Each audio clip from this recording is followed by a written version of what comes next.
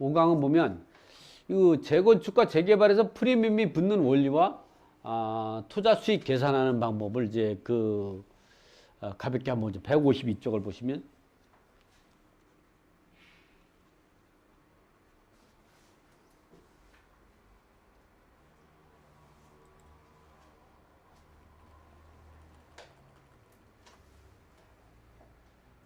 (152쪽) 하면 이렇게 보면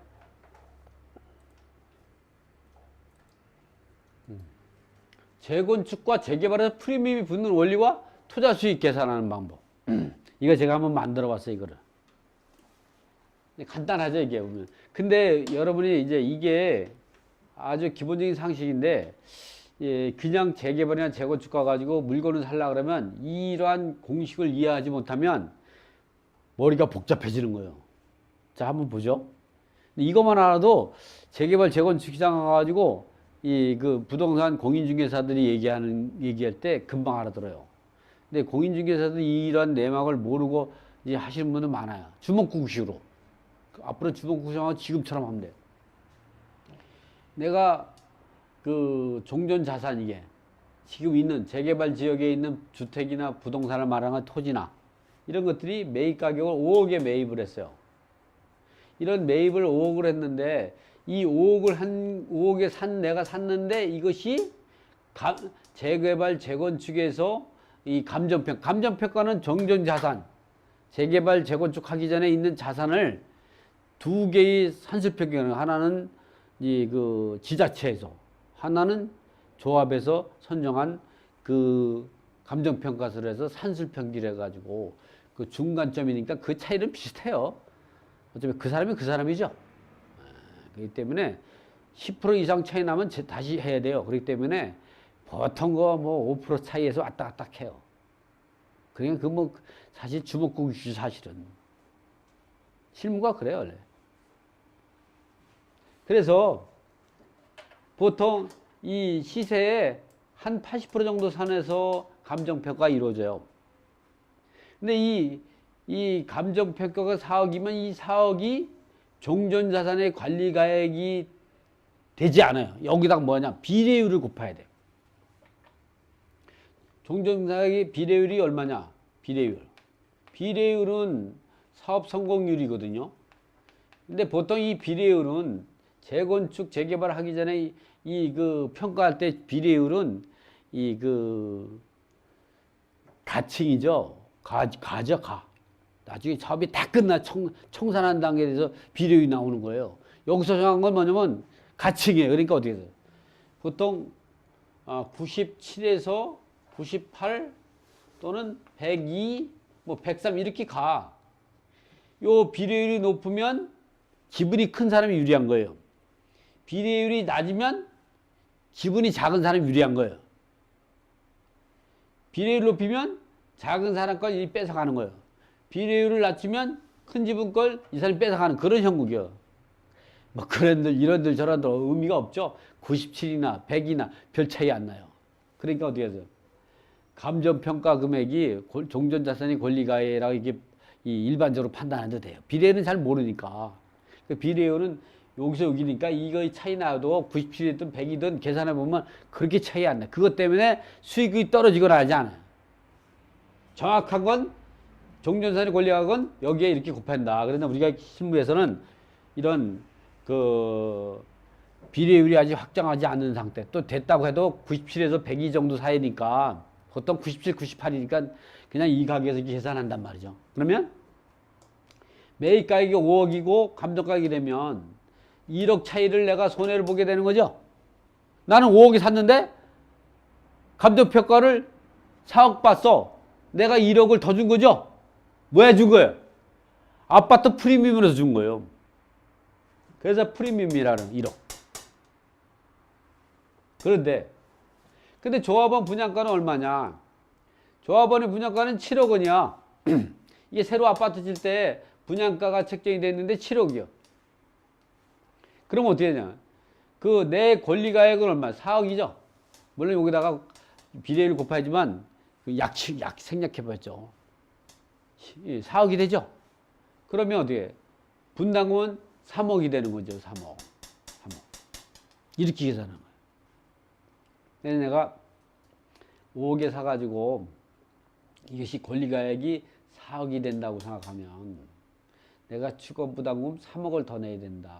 결국 나는 5억에 사가지고 하니까 총 부담금이 8억을 주게 된 거죠. 왜냐? 이거 프리미엄 때문에 8억을 주. 이렇게 계산해. 이거를 생각해야 돼. 이거를 외워서 되는 게 아니야. 이 원리를 어렵지 않죠? 이거를 알게 되면 재개발 시장이나 재건축가 가지고 물건을 살 때 부동산에서 얘기하는 거 금방 알아들어. 금방. 부동산에서 아는 것보다 더 잘 쉽게 알 수 있어. 그래서 이게 내가 비싼 물건을 사는 건지 싼 물건을 사는지 다 알아. 그걸 판단하는 게 우리가 투자해서 성공하느냐 안 하느냐 지름길이죠. 자, 이번엔 뭐냐?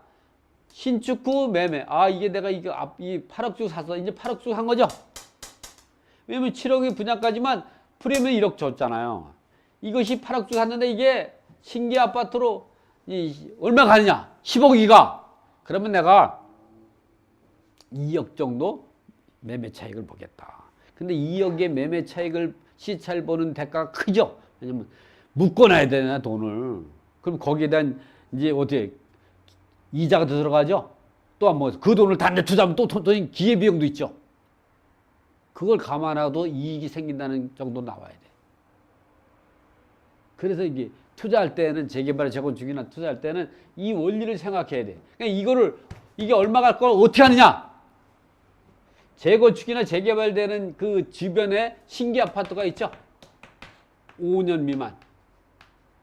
아파트가 그냥 하늘 쏟잖아, 신규 아파트가. 거기보다 그 가격을 책정 갖고 하면 돼요. 근데 실질적으로는 그거보다 이게 더 높아지죠. 이거는 앞으로 또 몇 년 후에 신규 아파트가 되는 거죠. 그렇지만 우리가 보수를 평가한다면 이 신규 아파트, 주변에 신규 아파트 갖고 이 평가를 하면 돼요. 같은 위치, 비슷한 위치에다가 비슷한 단지. 1000세대를 만드는데 500세대를 기준하면 안 되죠. 500세트가 재건축되는데 1000세대를 갖고 기준하면 그건 안 되는 거죠. 그러면 다시 감가해야 돼. 1000세대하고 500세대하고 가격이 틀린 거죠. 그건 뭐 스스로 여러분이 그냥 머리로 할 수 있어요. 그건. 뭐 수학적으로 계산하지 않아. 지금처럼 이렇게 해서 우리가 이제 그 재건축 재개발이 진행되는데 투자 수익을 계산 간단하게 주목하기. 그리고 이제 자세한 거는 밑에 이렇게 이제 보면 이렇게 계산하는 방법이 자세히 나와 있죠. 이게 제일 정확한 거예요. 아까 그 내용을 이렇게 푸는 거예요. 말로. 여기에는 이제 비례율이 나오죠. 정확히 권리가액은 이제 감정평가금의 비례를 곱합니다. 비례율을 100%라고 가정하니까 감정가가 그대로 권리가액으로 판단한 거죠. 여기서 가정은 비례율을 여기 100%를 본 거죠. 여기다 100을 곱하니까 권리가액이나 감정가액이 똑같아진 거죠. 그렇게 보게 된 거는 별 차이가 안 나기 때문에 그렇게 본 거다. 그리고 재건축과 재개발 후 투자 수익 계산하면 한번. 투자 수익은 내가 판 가격, 예, 조합원 분양가나 프리미엄을 빼면 이 금액이 나오죠. 좀 전에 봤죠? 그림에서. 요 정도는 우리가 계산해야 돼. 이렇게. 투자 수익은 내가 신규 아파트를 팔았는데 조합원 분양가 빼고 내가 조합원이니까 아니면 프리미엄을 이 두 개를 빼면은 투자 수익이 나오는. 또 자세하게 하려면 매도한 가격에다가 판 금액에다 총 취득 금액, 내가 매입 가격, 또 추가 부담금 또는 그동안의 이자 비용 등을 기회 비용 등을 포함해서 계산하면 총체적으로 투자 수익이 된다. 이때 금융비용 등은 매입 시 소유권 이전 비용 또는 보유기간 동안 은행이자, 보유기간 동안 기회비용 등을 총망라해서 부담하면 된다. 그래서 투자 수익에 대한 미래 예측 분석은 이렇게 하면 돼요. 현재 주변 비슷한 단지의 아파트 시세와 플러스 신규 아파트 프리미엄 또는 3, 4년 후에 가격 상승 요인 등을 생각하고 또 기존 아파트 매입 가격하고 추가 부담금 재건축까지 소요되는 비용을 빼면은 미래의 투자가 얼마의 수익을 분석할지 우리가 분석하게 된다. 이렇게 분석해요. 여러분이 다른 건 몰라도 재건축 작업을 투자할 때는 이 그림의 원리부터 요거 이 정도는 숙지하고 있어요. 근데 여러분이 이 정도만 알아도 사실은 그 투자하는데 전혀 지장이 없어요. 뭐 더 자세히 아는 건 뒤에 부분에 수익 분석해 놓은 거 있거든요. 자세하게 그 분석하면 돼요. 지금 그래서 보면 지금 156쪽 이렇게 보면 이제 이렇게 해서 제가 이제 뭐 34평 조합원 분양가가 7억인 판다면 매입가 이거 제가 한번 읽어봐 드릴게요. 34평을 조합원 분양가인 7억 원에 판다면 매입 가격 6억원에 사서 7억 원에 파니 1억 원의 시세차를 본다고 생각해서는 안 된다. 여기에는 두 가지 유의할 점이 첫 번째로 구입가와 권리가의 차이가 나는 프리미엄이 1억을 빼야 한다는 것과 두 번째는 조합원 분양가의 추가 부담 금액이 2억 원이 포함되는 것이고 이 금액에서 매입 가격과 별도로 추가로 지급해야 하는 금액이라는 사실이다. 따라서 투자 수익은 매도 가격이 7억이라고 하면 조합원 분양권 7억 빼고 프리미엄 1억을 빼면 1억 원이 손해를 보게 된다는 이 분석을 해야 된다. 여러분이 투자하면 누가 항상 이익을 본다 해. 손해본 사람도 많아. 제가 투자를 보면 한 30년 동안 부동산 투자하면서 느낀 게 뭐냐면 성공할 때를 대비하는 게 아니라 실패할 때에도 대비해야 돼. 내가 극단적으로 이게 잘못돼. 재건축해서 이거 잘못되는 경우도 많아요. 재건축이 이 건물이 헐고 10년 동안 건물 못 짓는 경우도 있어요. 누가 그거 빨리 된대. 그러니까 그럴 수도 대비해야 된다는 거예요. 그래서 이렇게 이건 마이너스가 나온 거죠. 쉽게 설명한 투자 수익은 매도 가격 7억, 총 취득가격이 8억이 되는 거죠. 그럼 어때? 1억 원을 손해 보게 되는 거죠. 이번에는 이렇게 투자하면 안 되는 거죠. 이렇게 투자하는 게 왜 그러냐면 일반 분양권도 마찬가지지만 이 분양권의 이제 그 가치가 없기 때문에 그래. 예를 들어서 뭐 지방에 분양이 잘 안 되는 데 있죠. 그럼 미분양되면 어떻게 했어요? 마이너스 분양되고 막 이렇게 되면 어때? 그 돈을 다 조합원이 부담해야 되는 거예요. 그런 조합원은 어떻게 했어요? 자기는 덩치는 1m 70밖에 안 되는데 그 사람이 2m 되는 장신이 짊어야 될 물건을 짓게 되는 거예요. 그러면 어떻게 해서 그 30cm만큼은 초과 부담이 되는 거죠. 그럼 어떻게 해서 자기가 돈을 다른 데서 갖다가 박아야 되는 거예요. 손해 보게 되는 거죠. 또는 이게 현금 청산되면 그것도 또 30-40% 손해 보게 되는 거예요. 이 투자를 할 때. 그래서 또 이게 재건축 재개발이 끝이 없이 그냥 지나가는 거예요. 그냥. 그럼 그것도 손해야. 그것도. 이번에 뭐냐면 좀 이익 재미있는 것도 이익 돈 버는 것도 얘기해야죠. 저는 부동산 투자할 때 손해 보는 걸 먼저 생각해야 돼요. 누가 부동산 투자하면 다 이익을 본다 그래? 자, 매수자가 일반 분양권 8억 5천만 원을 판다면 총 취득가는 8억이요. 왜냐면 매입가가 6억이고 추가 부담은 2억이니까 으로 5천만 원의 투자 이익이 발생한다. 이 금액은 재건축 등의 사업이 장기간 진행에 따라서 기회비용과 금융비용 등을 계산하면 손해가 될 수밖에 없죠. 5천만 원만 나오겠어요, 이게? 그러나 이게 세 번째 사례. 주변에 아파트가 10억 정도가 총 취득가는 8억이요. 추가 부담금 2억이요. 가지가 8억이래. 그러면 2억 원의 시세 차익을 볼 수가 있죠. 이러한 경우는 프리미엄은 종전자산을 살 때 그 지급한 프리미엄과 신규 아파트 프리미엄을 완공해서 입주하는 단계까지 주변 아파트 비교해서 높은 가격을 받을 수 있는 신규 프리미엄을 받을 수가 있다. 이렇게 우리가 주변에 같은 단지, 같은 위치에 비슷한 위치에 있는 아파트가 시세 아파트가 5년 미만 된 시세 아파트가 10억 정도 간다 그러면 나중에 내가 입주할 때 10억 정도는 받을 수 있다는 판단을 생각하고 투자를 해야 된다.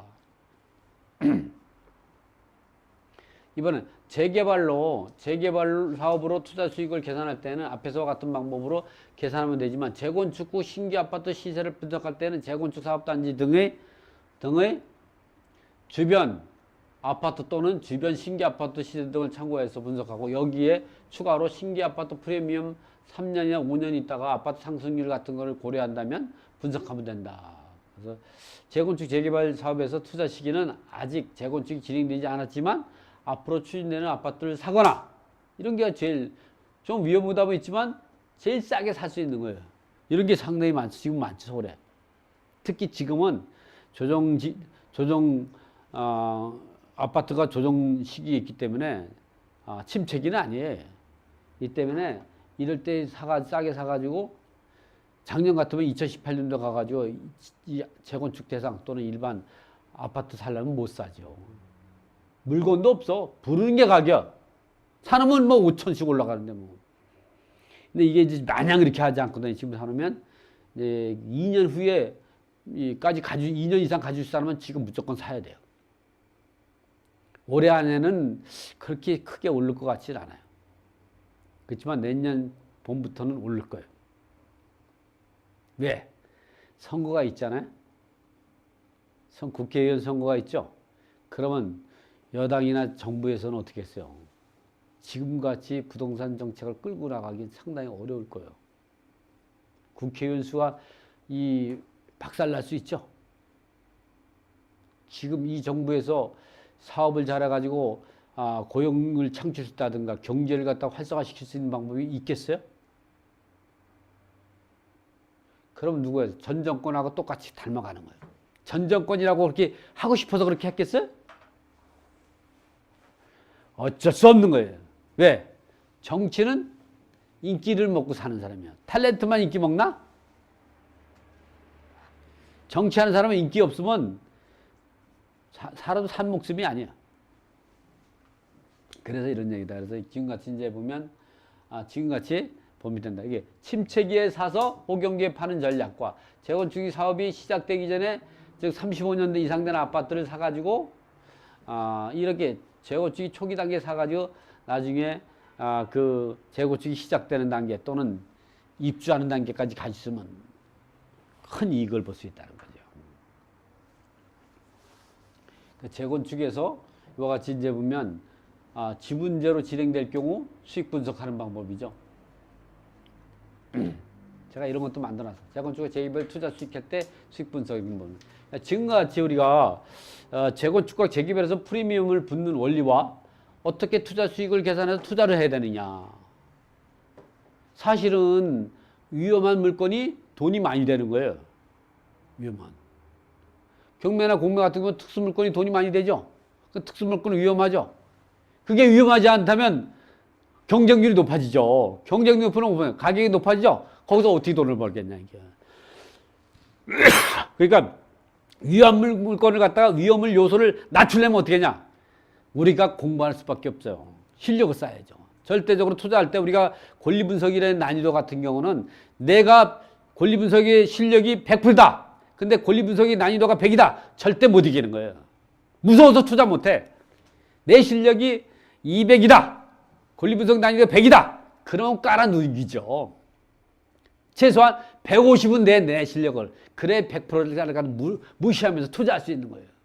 투자 아무나 하는 게 아니에요. 괜히 남이 투자한다고 하면 해가지고 투자한다 해가지고 낭패를 보죠. 그리고 뭐 남을 탓할 게 없죠. 왜냐면 자기가 공부 안 하고 남 얘기 듣고 투자하면 마음은 편하잖아. 왜?